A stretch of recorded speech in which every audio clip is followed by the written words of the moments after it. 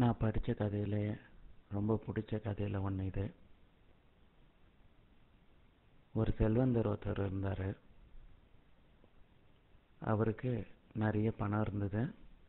அதனால் நாள் முழுக்க அவரால் நிம்மதியாகவே இருக்க முடியல.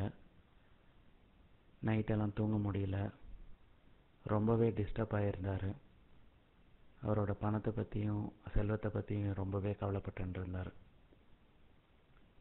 ஒரு நாள் அந்த ஊருக்கு ஒரு சாமியார் வந்திருக்காருன்னு தெரிஞ்சது. சரி, அந்த சாமியாரை சந்தித்து அவர்கிட்ட ஏதாவது உபாயம் கேட்கலான்ட்டு பிளான் பண்ணியிருந்தார். சாமியார்கிட்ட போனார். சாமி, இந்த மாதிரி என்கிட்ட நிறைய செல்வம் இருக்குது, ஆனால் என்னால் நிம்மதியே இல்லை, தூங்க முடியல, என்ன பண்ணலாம், எனக்கு ஏதாவது ஒரு வழி சொல்லுங்கள், தூங்காமல் என்னால் வாழ்க்கை ரொம்ப நரகம் மாதிரி இருக்குது அப்படின்னு சொல்லிட்டு சொன்னார். அதுக்கு சாமியார் என்ன சொன்னார், சரி நீ என்ன பண்ணு, உனக்கு எக்ஸஸ்ன்னு தோன்ற பணம் எல்லாத்தையும் நாளைக்கு ஒரு மூட்டையில் போட்டு இங்கே கொண்டு வா, நாம் அதுக்கப்புறம் உன்னோட உபாயத்தை சொல்கிறேன் அப்படின்னு சொன்னார். அதே மாதிரி இந்த செல்வந்தர் என்ன பண்ணார், எல்லா எக்ஸஸ் பணத்தையும் எடுத்து ஒரு பெரிய மூட்டையாக கட்டி சாமியார்கிட்ட கொண்டு வந்து வச்சார். சாமி, இதுதான் என்கிட்ட இருக்கிறது. உடனே சாமியார் ஒரு நொடி கூட தாமதிக்கலை, டக்குன்னு அந்த மூட்டையை தூக்கின்னு ஓட ஆரம்பிச்சிட்டார். செல்வந்தருக்கா ஒன்றும் புரியல, பயமாக வேற போச்சு. இவ்வளோ நாள் சேர்த்த பணத்தை திடீர்னு ஒரு சாமியார் சொன்னார்ன்ட்டு கொண்டு வந்து வச்சோம், அவர் என்னடானா ஃப்ராட் சாமியார் போல் இருக்கு, தூக்கின்னு ஓடுறாரு அப்படின்னு சொல்லிட்டு பின்னாடியே துரத்திக்கினே ஓடினார் இந்த செல்வந்தர். சாமியாரும் ஓடலை, நல்லா பயங்கர வேகம் பிடிச்சி ஓடினார். செல்வந்தரா மனம் பதைக்க, ஐயோ சேர்த்த பணம்லாம் போச்சு, இப்படி ஒரு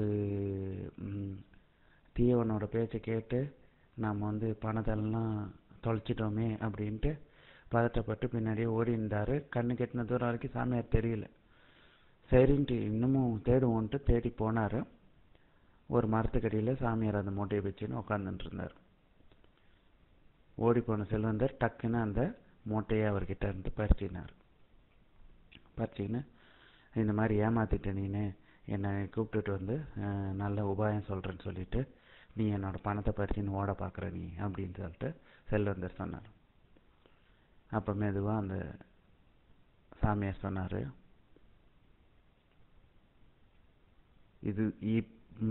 இதுக்கு முன்னாடி என்கிட்ட வர்றதுக்கு முன்னாடியும் அந்த மூட்டை வாங்கிட்டு தான் இருந்தது, இப்போவும் அந்த மூட்டை வாங்கிட்டு தான் இருக்குது. இப்போ உனக்கு ஒரு நிம்மதி இருக்குது.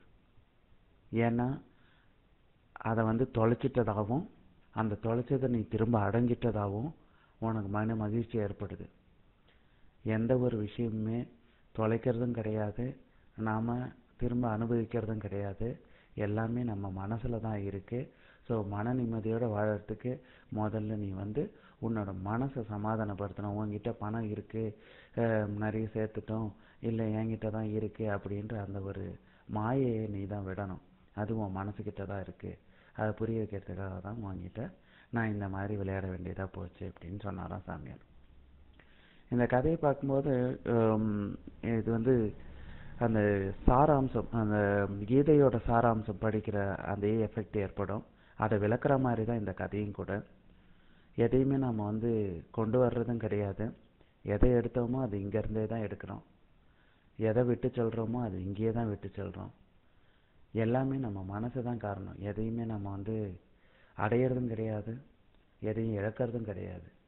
ஸோ மனசை அமைதியாக வச்சுக்கணுன்னா அதுக்கு நீங்கள் முழு முயற்சியாக பாடுபடணும். மேலும் எந்த பொருள் மீதும் பற்று வைக்க ஆரம்பிச்சிங்கன்னா மன மகிழ்ச்சியை இழப்பீங்க. நீங்களும் இந்த கதையை ரசிச்சிருப்பீங்கன்னு நினைக்கிறேன். பை.